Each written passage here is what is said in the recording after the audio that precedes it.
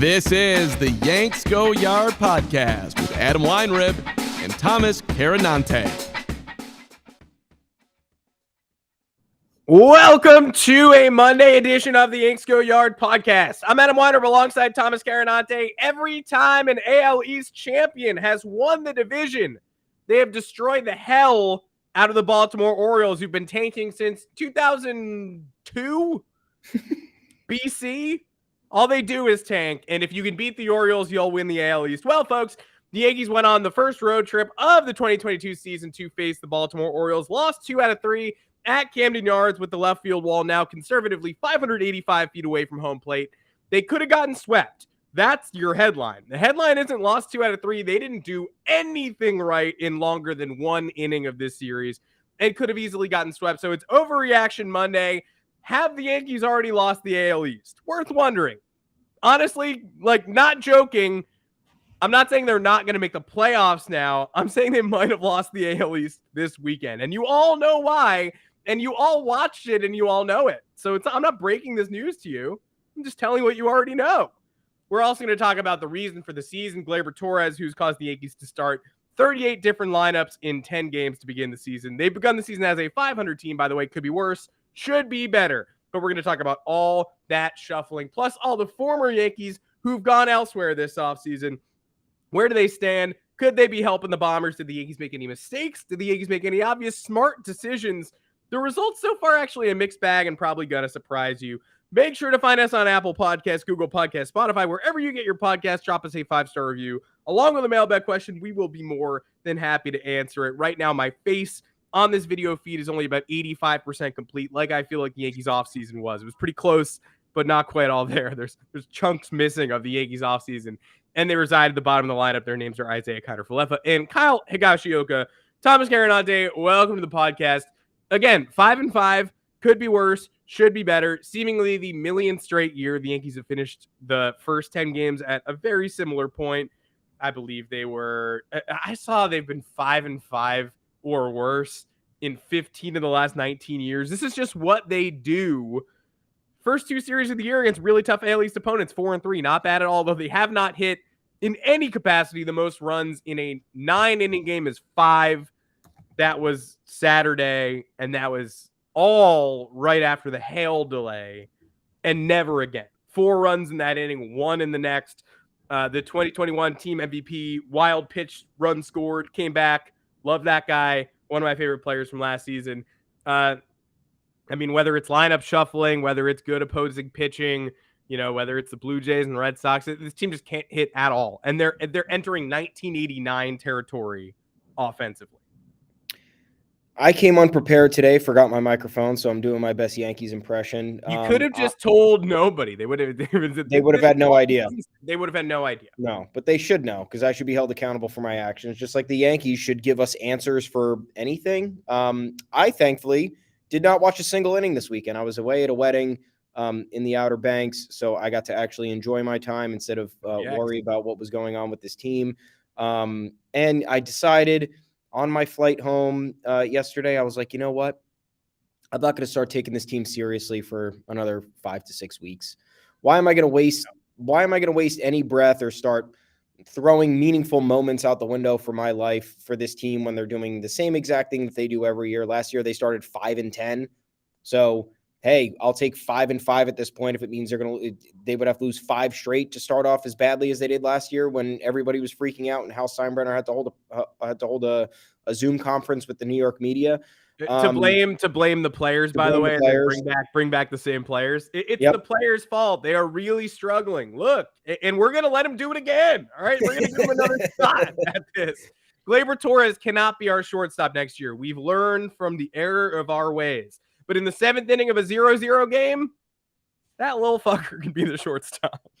I don't understand. And it goes back to as far as the beginning of last week when they punted the first game of the series against the Blue Jays. Mm-hmm. You saw that lineup. You knew it was bad. I don't think we need to go through and if you want to go through and look to see who exactly was in it, whatever. But it was classic Yankees behavior. It's like, why are we not trotting the best 5-6 guys out there every single night? And then if we win, or there's a blowout, then they get a rest the next day, or they get taken out of the 6th, 7th inning of that game. Give other people some run, make it make sense. But we're in the same situation now where we're seeing some of these lineup cards come out and we're very confused. We're de-emphasizing DJ LeMahieu again, which also doesn't really make sense. He looks great. People are getting mad at Aaron Hicks, even though Aaron Hicks is actually performing fairly well outside of a few of his outs this year, being very, very glaring. I don't know why. Once again, I don't know why Joey Gallo was not batting 7th, 8th, or 9th. He was cleanup on Friday. He should never be cleanup. He should never be top 5. That is not what he is here for. He's proven time and time again that he's not capable of that. Slugging 143, it was. That's what it is still. God, I mean, does he have an extra base hit this year? I don't recall. I don't know. But I don't remember it. Either way, you look at this team, 5-5, whatever. Yes, the same problems from last year are persisting, and the same successes are persisting. The starting rotation and the pitching staff in general is one of the best in the league, which I didn't expect from the early going. I thought there would be more hiccups beyond Garrett Cole not being his usual self. But it's the preparedness and the attitude. You know, you have Aaron Hicks come out this year saying they're going to be the have some fuck you Yankees. We get everybody excited for this group of guys being able to put bat on ball, hit home runs. We get excited about Josh Donaldson's inclusion in the lineup because he brings a different element from a character perspective to the team that they've lacked for so long. And then Aaron Judge not in the lineup Friday. Why is that? Why are our starters not built up to pitch it deep into games in the first part of the season when most other teams are? Garrett Cole, we talked about Garrett Cole's opening day on how he was a 70 pitch count they wanted him limited to. We've seen that with a couple of the other starters as well. So it's a preparedness attitude issue for me. And I'm hoping that's just a symptom of it being a lockout. Yankees trying to get back on track and get rid of the stink from last year. But I'm not going to be crying about an Orioles series dropping this early in the year. This team very much still has things to work out. And we can go ahead and criticize all of the offseason moves that we want. You know, Isaiah Kiner-Falefa being the shortstop hasn't been exactly sterling defensively and really hasn't been good offensively either. So you're not getting any of the returns there. What are we 10 days into the season? You're hoping that normalizes, but yeah, the early returns are bad. Nobody's particularly feeling good. And it is alarming that a lot of the same issues have persisted. Aaron Boone saying, we're going to turn this around. The offense will hit the way it should hit, but it hasn't hit the way it should hit in almost 2 years now. So I understand why people are mad, but for the sake of self-preservation, you got to just wait until mid-May, late May, early June to actually make a true judgment on what this team is doing. But the Yankees' early behavior, once again, the Yankees cannot set themselves up for any sort of buffer between them and the fans. They have to start off the year with the same problems as last year, with the same problem concerning comments from both the front office and the coaching staff, contract issue with Aaron Judge, same old problem with not being able to beat the Orioles, same old problem with not being able to score runs unless it's in a quick spurt. Runners in scoring position, another big issue. I'll tune back in June and I'll start yelling about that. I'll be the WFAN guy in June. We'll put it that way.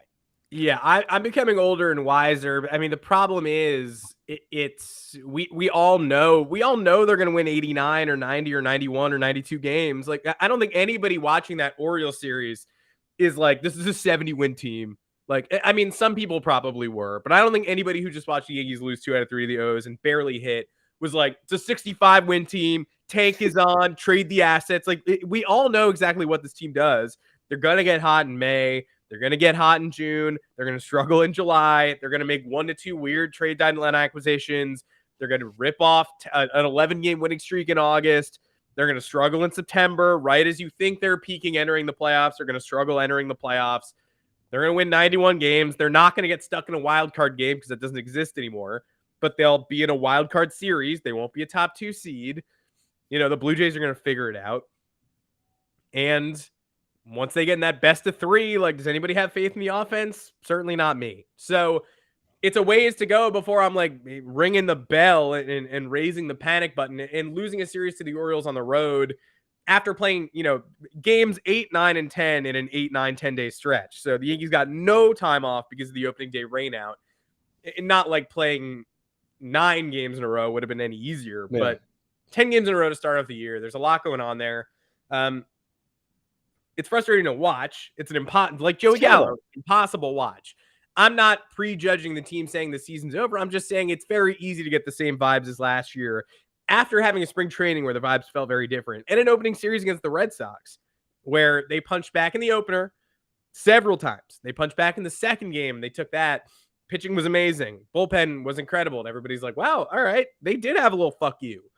Game 3, they blow, every opportunity at a clutch hit. It's Aaron Hicks, who's having a great year, but has blown 3 extremely important clutch opportunities. And so it's like, well, I mean, both sides are annoying. Both sides of the discourse. Are people saying Aaron Hicks is a joke? No, Aaron Hicks' numbers are there. And then people saying, I don't understand how Yankee fans can be mad at Aaron Hicks because look at these numbers. Look at the moments. Like, doesn't hit with the bases loaded ever. Hits like 150 something career with the bases loaded. Grounds into a huge double play in Friday night's game. First and second, no outs in Saturday night's game in the first inning. Steals third with Anthony Rizzo up. Like, you'll never see anything dumber than that. And not steals third on a pitch. Steals third just between pitches. And the pitcher sort of turns around and is like, well, that was nice. And then the 2 Red Sox ABs where the game could have been changed second and third, 1 out, he popped out. That bases loaded double play there too. It's like, isn't it possible to be both things? Can we be nuanced now? Like, Aaron Hicks is having a great start to the year. It looks way better than I thought he would. But we're now up to 4 moments of calcified, like, what the fuck are you doing? And like, it should be possible to acknowledge that Hicks has been way better than we thought. Yeah. And also those moments were pretty unforgivable and took 2 wins off the board. You should be able to say both things at this point. Why can't the Yankees beat the Orioles? 677 OPS for the Yankees so far. It's their worst through 10 games since 1989. 1989, obviously, a terrible season. I'm going to pull up the Nightingale tweet just because it's like, if it could wake up the Yankees, honestly, it could do better than anything has done so far in waking up the Yankees. Since September 1st, 2020, the Red Sox, Rays, and Blue Jays have clobbered the Orioles 53-15. The Yankees since then are just 16-13 against the O's.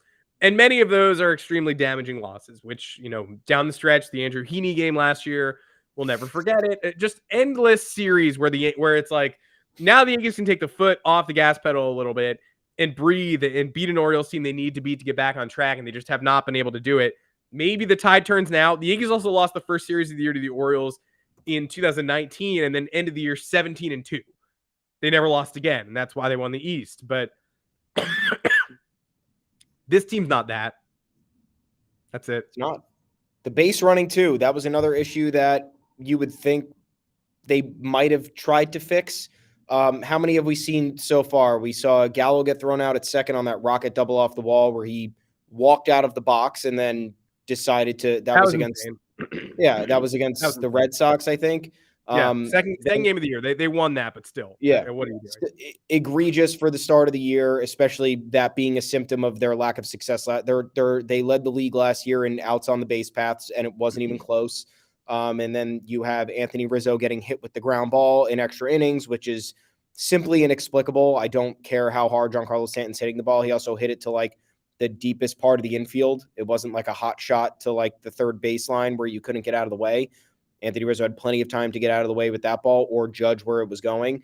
You have Aaron Hicks stealing on that third. And then there was one other crazy one. Kiner Falefa going home, getting thrown out at home plate on that. Oh no, Rizzo getting thrown out at home plate on the 2-run double on Saturday, I think it was, or Friday. I don't remember exactly what it was. I just, like I said, I didn't watch. I just saw the highlights. Saturday night. Yeah, I was just like, hey, good thing I didn't watch because all I needed are the highlights, and I know exactly how this game is transpiring. It's a classic sim to the ninth inning and just put me out of my misery so I don't have to continue watching this. But yeah, more of the same with the issues that we hope are going to get fixed. At this point, it's very discouraging to hear Aaron Boone say what he says, but like, what else is he supposed to say? I don't know what I would do if I was the manager of the team. I barely have a problem with Boone, yeah. Yeah, like Boone. Look, my problems with Aaron Boone, if there are any at this point, is was he in charge of this decision to kind of have the starting rotation lagging behind, which is now inexplicably 10 days in, put pressure on the bullpen. Jonathan Loaisiga was exhausted the other day or yesterday.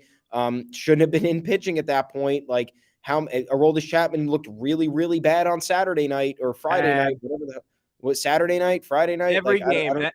Yeah, Friday night he looked terrible. Thursday was the one where Michael King saved his behind. Yes. So yeah, I mean, as a guy, I think this is a worthwhile episode. I'm a guy just looking at Twitter highlights and then trying to dig deeper.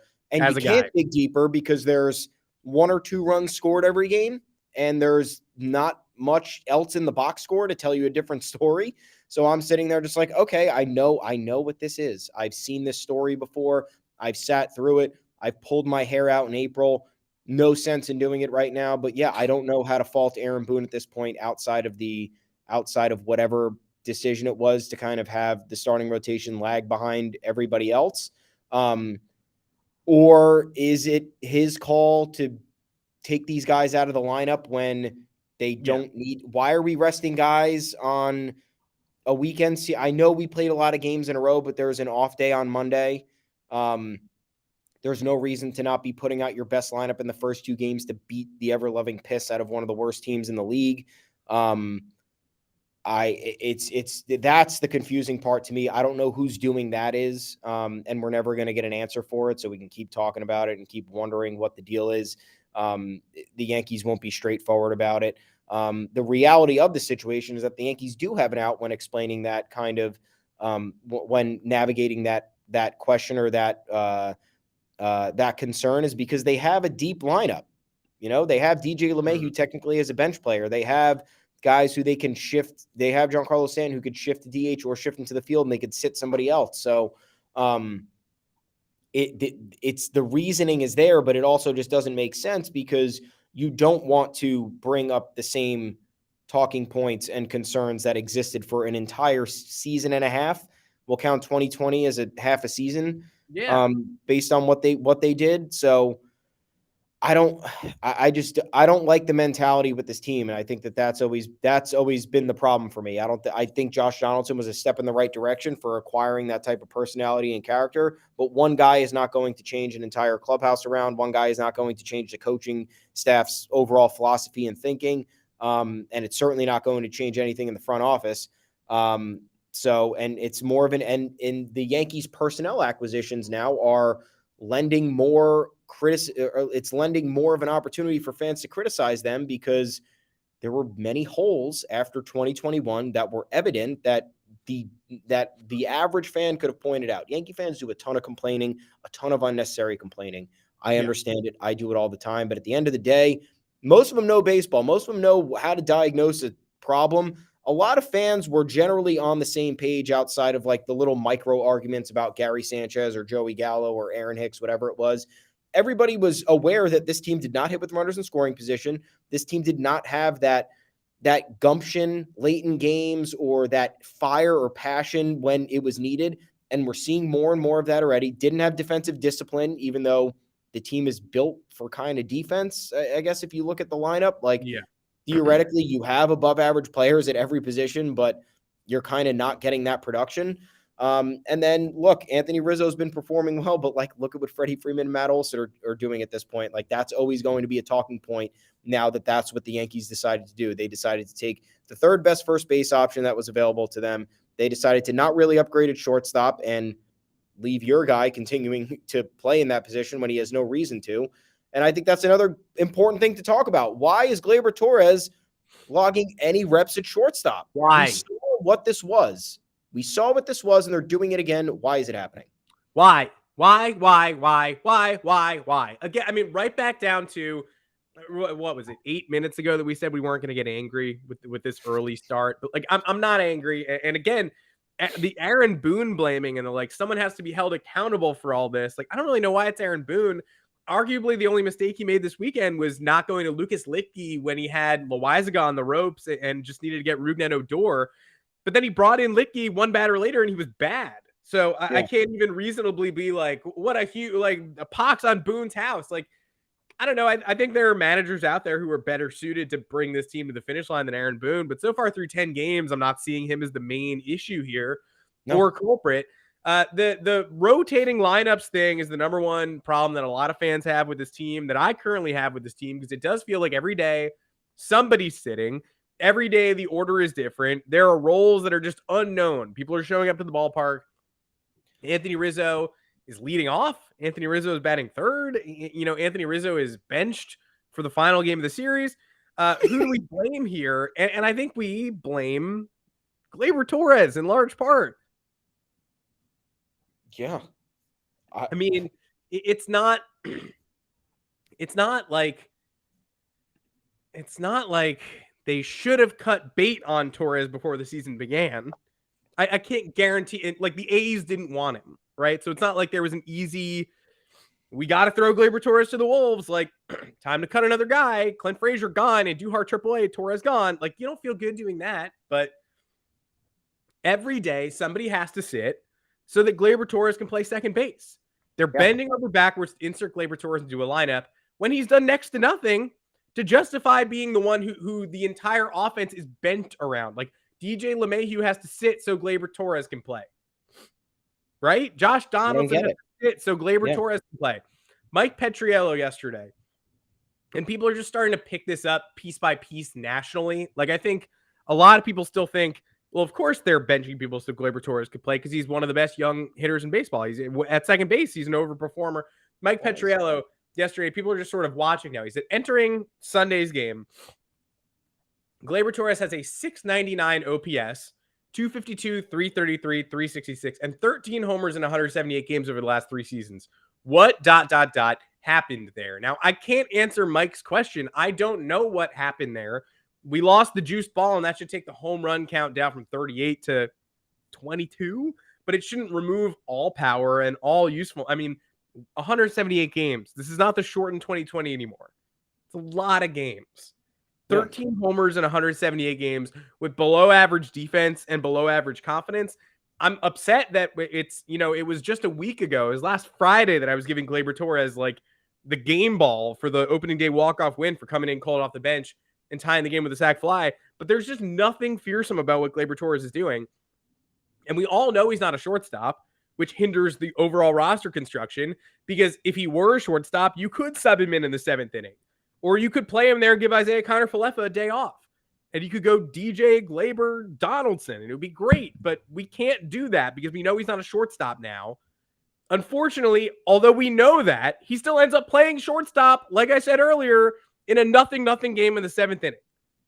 Because they had to shuffle things around, and he's just there again. And the Yankees made it such a point this offseason to say, we learned things we learned in 2021. The players are to blame, and Gleyber Torres can't play shortstop.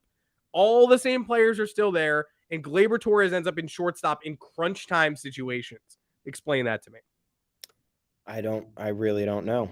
And it's part of the concern where they are sticking with Gleyber because it's financially advantageous because he's not making a lot of money.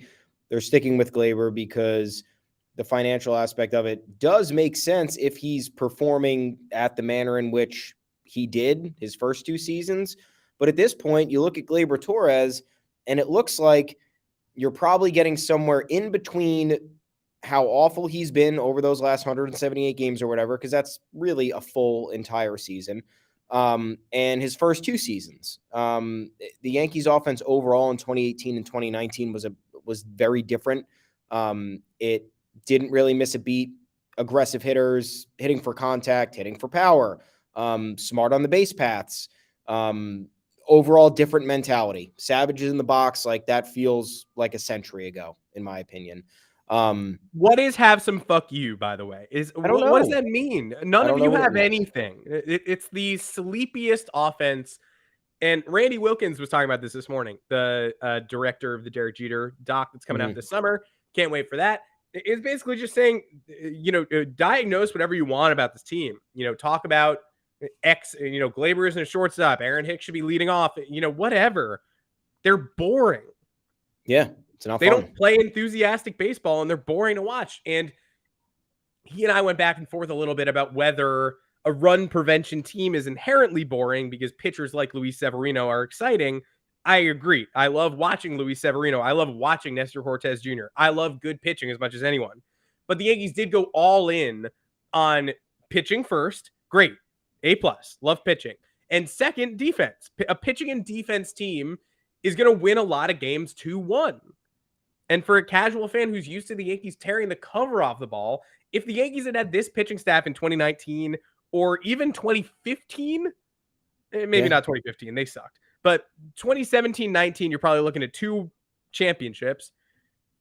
I understand the value of pitching. I would rather have good pitching and average offense than average pitching and good offense, but I need that offense to be average. And right now, it's built to be dull. No, and you're right. And you're right that Gleyber's presence here does interrupt the full potential of what the offense can be. Once again, another guy who's moving between 6, 7, 5. Why don't we have a spot for certain players? Why aren't there certain roles that are defined based on different guys' capabilities? I'm not entirely against alternating the leadoff spot just because some of those guys are going to need rest. Aaron Hicks is going to need rest. He's injury prone and you want to keep him off his feet. Anthony Rizzo probably should be slotting in some DH because you got to make room for DJ LeMahieu as well. So it gets a little bit confusing when you have this big of a logjam. But then you look at Gleyber Torres, he gets those innings at shortstop, immediately makes an error. If this continues, I can't see the Yankees hanging on to him past the deadline. That's just my opinion. I don't know how much longer you could stomach this, especially when, like you said, bent over backwards to give it bats to somebody who has not proven he can provide the necessary production. DJ LeMahieu has been worlds better than Gleyber Torres, even when he had an awful 2021 season and he was playing injured. Gleyber Torres was fully healthy and just couldn't handle the pressure of playing a different position. And now he's moved back to his native second base, and you're expecting more of an output. You're not getting it. And then you have to wonder, hey, did the Yankees tell him he's also going to partially play shortstop, and that might be affecting him again? Because he clearly doesn't like shortstop. It's evident he does not like shortstop. He has not improved on any of the shortcomings he's had at the position. He's incredibly passive. He takes his time with throws, and he's noticeably nervous when he's making throws. He's trying to aim his throws almost, it feels, when I'm watching him. There's absolutely no flow to his defense on that side of the infield, which is fine. Not everybody can play everywhere, and I sympathize with it. It's one of the hardest positions to play in the game, and you have the ghost of Derek Jeter back there, and the pressure just exists inherently being on the Yankees. But the Yankees not reading the room here, and Torres continually just not delivering on what he needs to deliver. And like we said, doesn't need to be batting 320 with a 970 OPS, just can't be batting 161 with a 550 OPS through 10 games when you faced 2 mediocre pitching staffs. Probably, Red Sox are a mediocre pitching staff at best. The Orioles staff sucks. Orioles staff looked great, though. Orioles staff looked incredible. It did, but they should suck theoretically. Yeah, they do suck. And the Blue Jays staff is good, but they have also underperformed to this point. And Torres in the lineup every day against the Orioles and did nothing. So the Yankees are going to have to come to terms with their investment here and I don't know what you get for him at this point. I just don't think it matters. I don't think you're scared of him going elsewhere and performing better.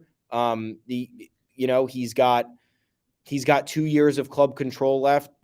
If he's not getting it done now and he's interrupting your immediate window, then him going elsewhere and doing something really good for 2 years shouldn't matter to you.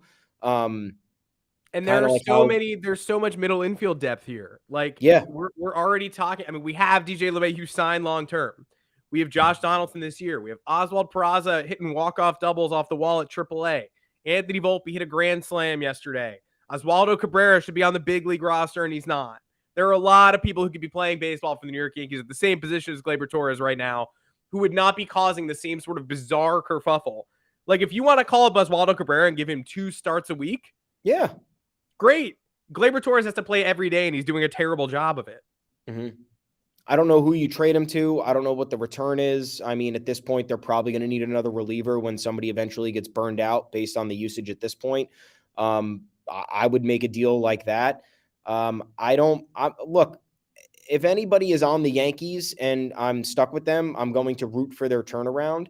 But I'm also going to be realistic about the prospects of that turnaround. And you saw Glaber swing, seemingly make an adjustment towards the end of last year and then in spring training. I thought, yeah. And then we hit the regular season this year and it's not really different at all.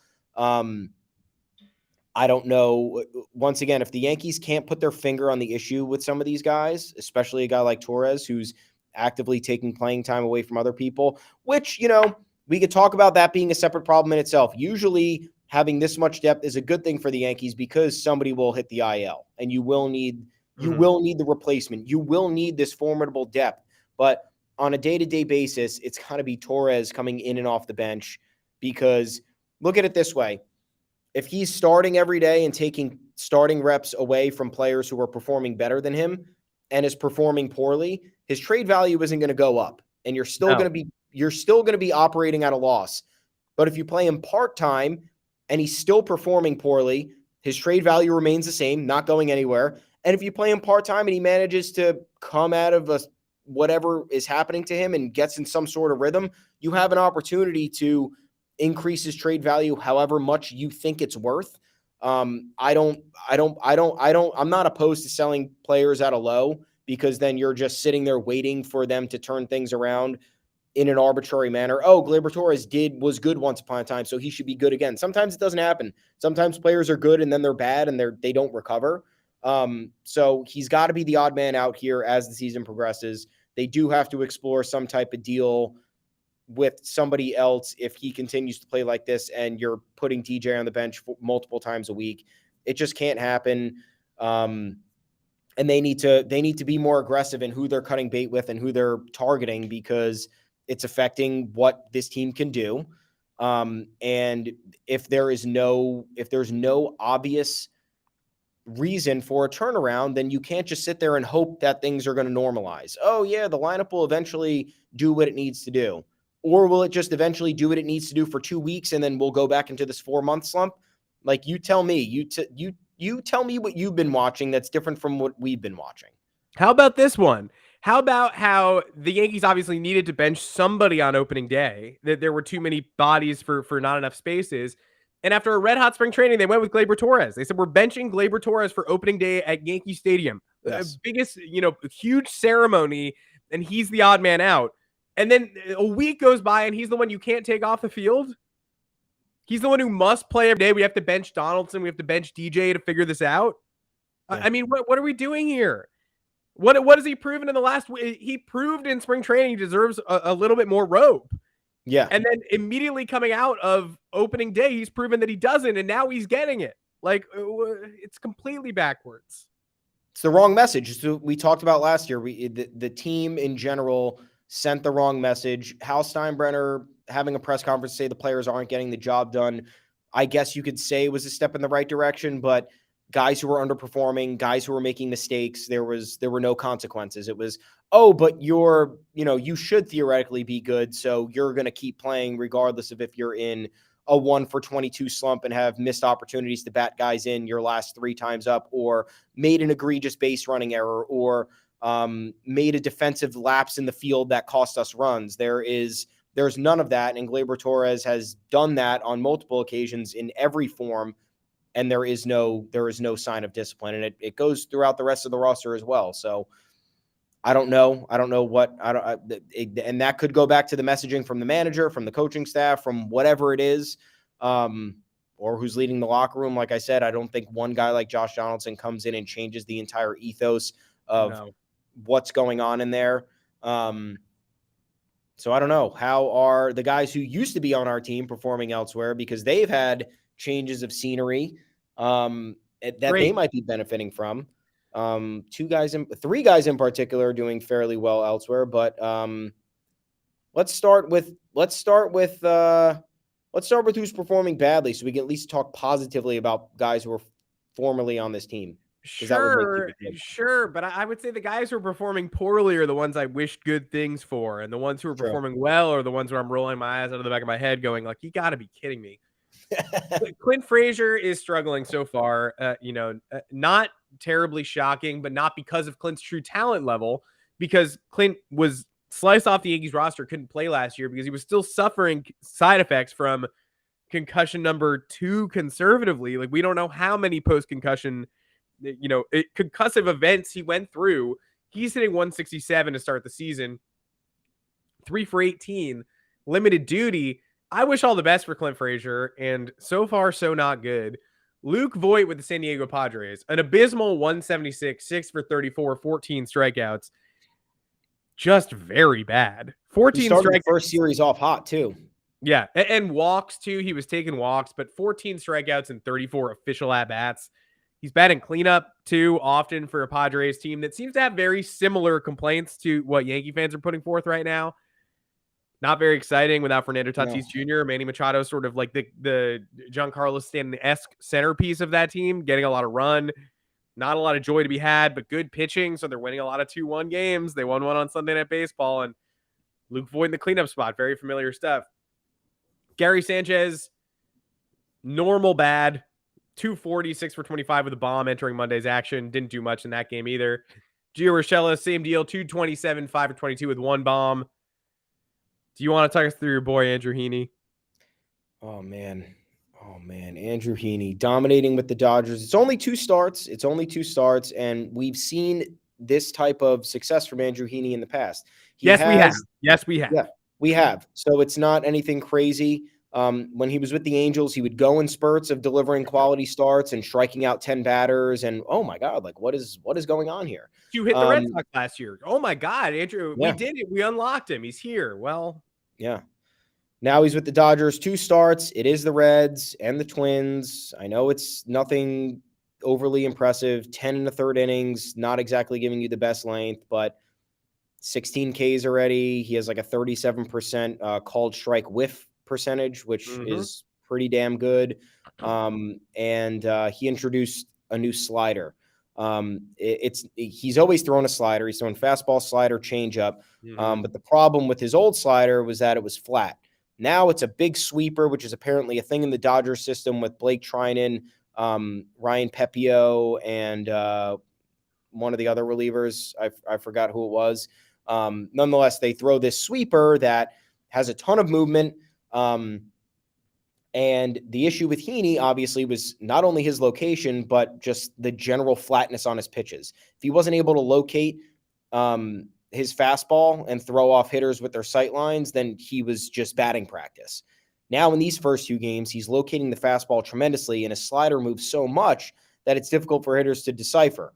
And the other thing to note is that he's throwing that slider 48% of his pitches, or 49% of his pitches. Fastball is like 48%, changeup 3%. Again, only 2 games. That's going to normalize. It's probably not going to be the same. But no, it won't. It won't normalize. It will never normalize. It will be exactly this good the entire time. It gives me great anxiety. But please continue.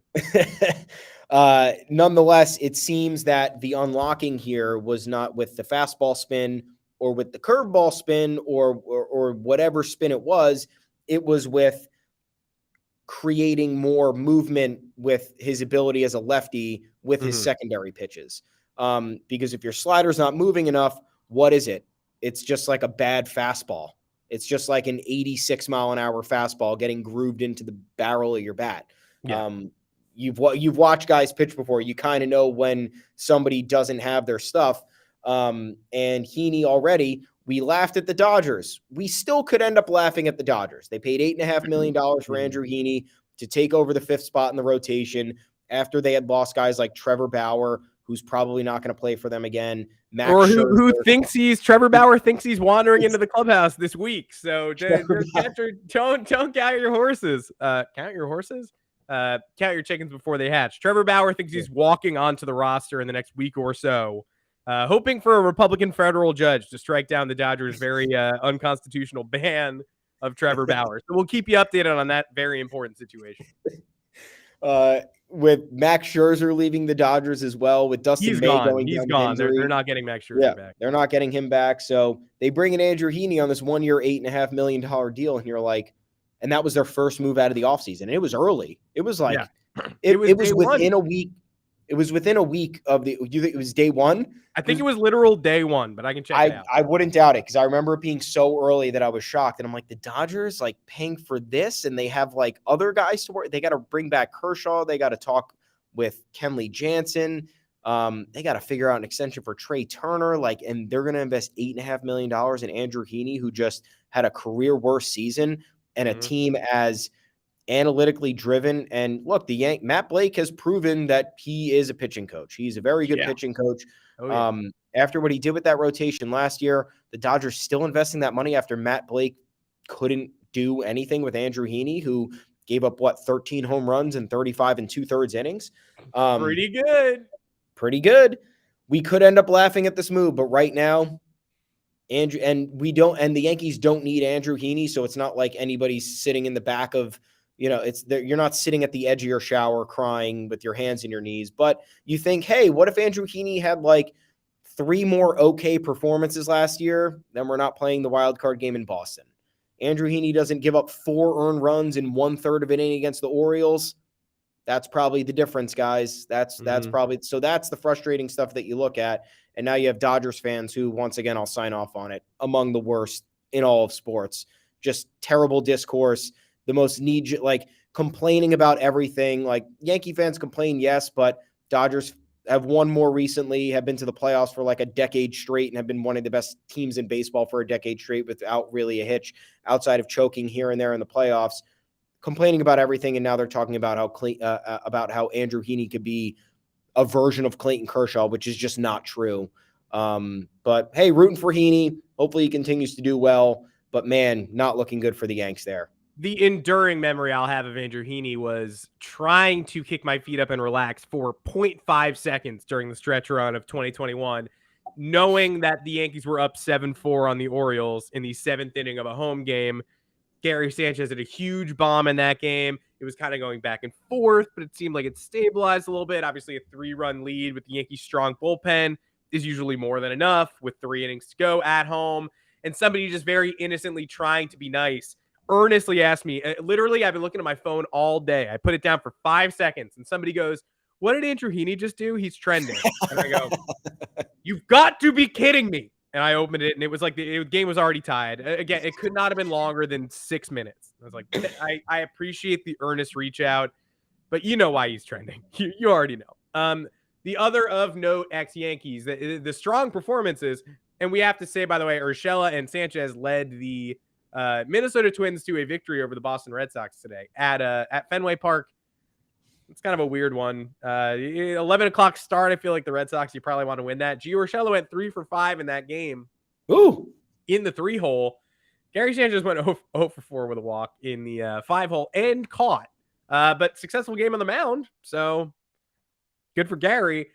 The other winner so far, Corey Kluber, 1.86 ERA in 9 2/3 innings. You all knew he was going to do that for the Rays, but 9 2/3 innings and 2 starts. Again, I'm kind of just like, whatever. Did we want to be babying Corey Kluber through the 2022 season, or do we want to move on? I'd rather move on.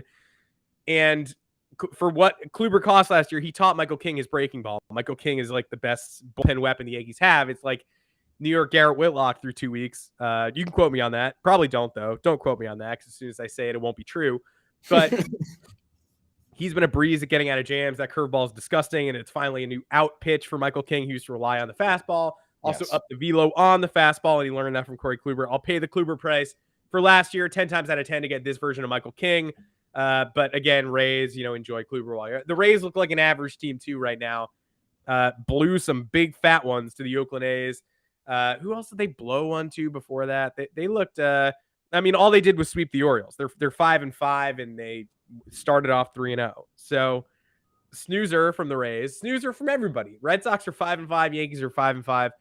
Everybody's a 500 team, but only the Yankees have struggled against the Orioles so far. And that's why we're kind of upset. And the other big winner, it sure would be nice to have a backup shortstop. We have Marwin Gonzalez, who never plays. We have Gleyber Torres, who gets thrown in short again in tie games in the 7th inning on the road. Tyler Wade, who stole 17 bases in 103 games last year, hitting 364, 8 for 22, 2 stolen bags so far for the Los Angeles Angels of Anaheim. Perfect backup shortstop numbers. Pretty good starting shortstop numbers. Do I think it's going to hold up? No. Would I start Wade if he were a Yankee? No. Should Angels fans be doing victory laps after, arguably a lost decade with the best player in baseball? No. Did we have to cut Tyler Wade loose for a Rule 5 draft that never happened? Could we maybe use him on the roster now? Yes, we could obviously use this. This production would be great. Would have been awesome. And that was one of the most confusing moves for me. The Yankees have been loving saving money. Tyler Wade's making like $800,000 this year. They clearly had a role for him off the bench as a defensive option in the later innings, and a pinch runner in the later innings. So the role was carved out. And yeah, he had his pretty embarrassing moments where he got thrown out a couple of times on the base paths and with inexplicable decisions. He made a couple of misplays in the field. It kind of happens to everybody. I get it. But then he finally turns it around, gets decent amount of playing time, hits almost 270, nothing entirely impressive with the 677 OPS, but like you just needed someone who could play shortstop and like put bat on ball. Like that was it. And you would have had to not make as big of a maneuver as you did in that trade with the Twins. And if you weren't going to upgrade at shortstop, Tyler Wade could have been your guy. He could have flexed in at second base, corner outfield spots, and then Marwin Gonzalez could have filled in as well. It could have been a platoon situation. Or you just bring up one of the young guys, and it's Tyler Wade and one of the young guys, and everybody's having a good time for a fraction of what, even Isaiah Kiner-Falefa, I'm not saying he's a waste of money, but, making between $4 and $5 million, you get two players that can produce similarly to that for a fraction of the cost. I don't know how that's not up the Yankees' alley. And the funniest part about this all is, once again, the Yankees talked all offseason about getting more athletic, getting faster, or getting more athletic in the agility speed department, which they entirely weren't. And one of their first moves was getting rid of their fastest player who steals the most bases and is versatile on defense. So best of luck of Tyler Wade living his best life in LA, I'm sure. Looking great out there. Good for him. He's going to be so TikTok famous so quickly. Then Tyler Wade, well, no, he won't, because the Angels are in Anaheim and not LA. So he's basically going to be in Anaheim waving, being like, Charlie D'Amelio, like, I'm also in LA if you want to. And she's like, no, this is a different city entirely. He is the one that is most perplexing to me, only because, like you said, the Yankees value athleticism all of a sudden, and now he's gone. The Yankees value speed all of a sudden, and now he's gone. The Yankees also spent like 5 years harboring Tyler Wade on the roster when he was hitting 190 with no power and refused to even entertain the idea of getting rid of him. And then all of a sudden he sort of had this mini breakout last year, not, he wasn't good. He had a 90 OPS plus. He's a below league average offensive player, but he was a totally competent backup shortstop, and he got into 103 games last year. Yeah. So for the first time in a long time, the Yankees were like, we figured out how to use Tyler Wade. He's winning. He's helping us win ball games, or at least we think he is. And then that offseason, they're like, he got to go. Miguel Andujar's got to stay, but he's got to go. Perplexing. $2 million to sit in AAA. Yeah. I don't understand it. I will not understand it. And yeah, Tyler Wade being let go.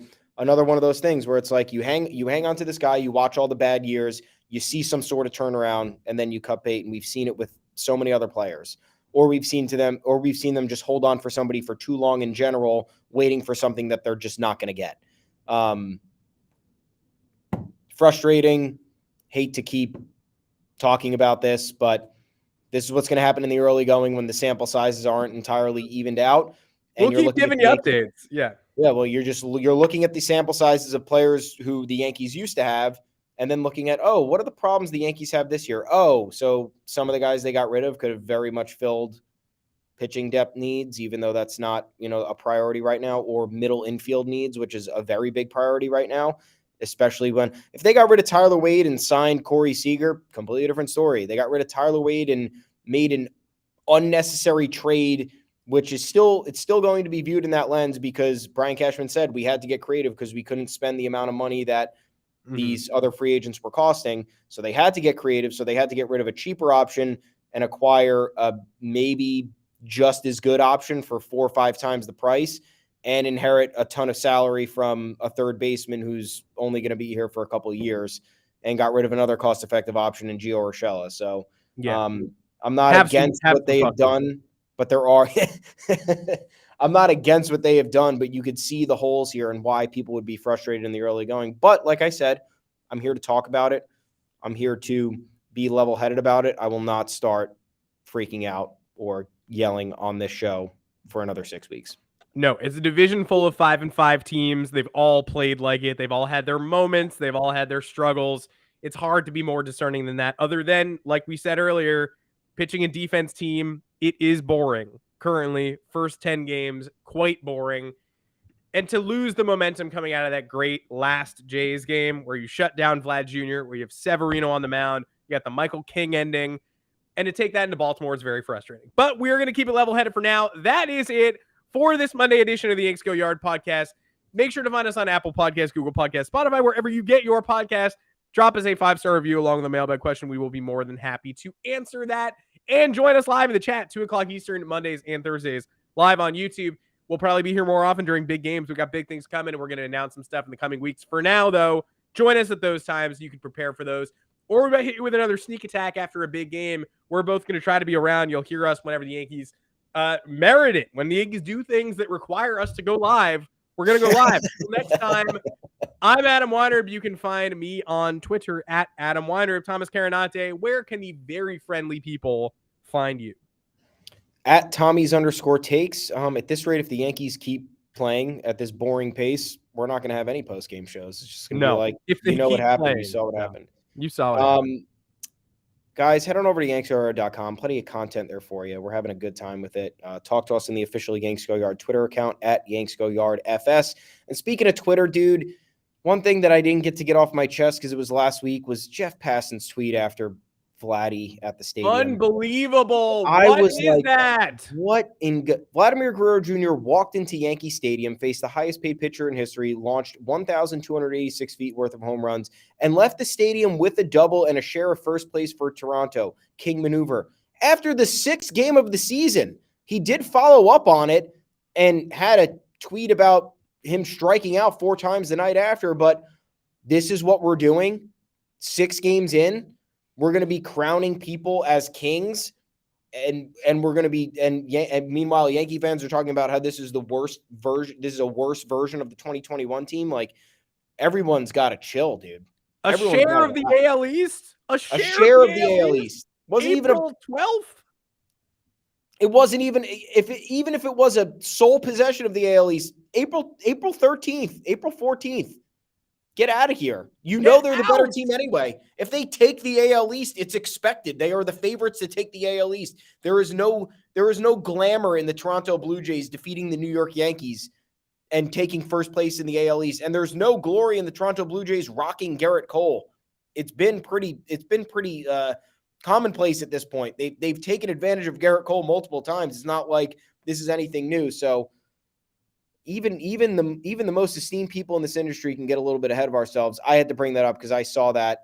I was half drunk and I was just like, how is this a talking point right now? Yeah, we gotta hype up the young players of the game, but everyone already knows how good Vladdy is. Him hitting 3 home runs at Yankee Stadium isn't exactly shocking, and doing that this early in the season just doesn't matter. So keep your takes to yourself, folks. Unless it's us writing hot takes for you to click on and have fun with. That's our job, and that's what we got to do. But we're going to keep it as tame as we possibly can because we're 10 games in. There's a lot of season left, a lot of time for this to normalize. Everyone hated Aaron Hicks 5 days ago, and now he's batting .333 with an 850-something, 882 OPS or something. Mm-hmm. So things are going to figure themselves out. And I think at this point, the Yankees are going to have to be aggressive with personnel moves because they're not going to be able to afford more outrage with the same problem. So keep applying the pressure where needed, but don't work yourself up into a frenzy. We can't have that. Keep yourself calm until Thursday. We'll talk to you again 2 p.m. that day. Maybe some good news. Maybe some good news after the series in Detroit. What do you think? We promise we'll be here. I don't like playing the Tigers, but then I look across the board. I don't really like playing anybody. Like, I don't like playing the Orioles. I spent 2 seconds being like, man, it's gonna be nice to play the Orioles after the Jays and Red Sox to start the year. Then the game started. Like, they just opened curtain on the Camden Yards, and I was like, oh, right. These games all look the same. Like, this looked a lot like that series in the end of 2020 when, like, it was a 4-game set in Baltimore. They couldn't score at all. Eric Kratz was catching. Dean Kramer was mowing them down. Like, Dean Kramer. Felt like that all over again. So I hate going to Detroit. I hate going there in April.